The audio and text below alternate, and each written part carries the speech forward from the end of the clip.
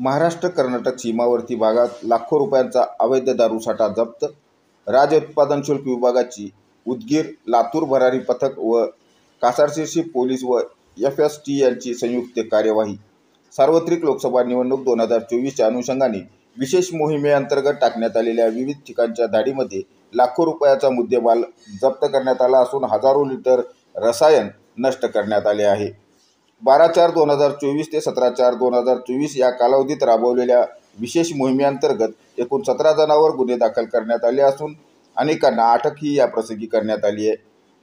सार्वत्रिक निवडणुकीच्या अनुषंगाने अधीक्षक राज्य उत्पादन शुल्क विभागाच्या वतीने विविध पथके नेमण्यात आली असून पुढील काळातही अशीच मोहीम राबवण्यात येणार असल्याची माहिती राज्य उत्पादन शुल्क विभागाच्या वतीने देण्यात आली आहे।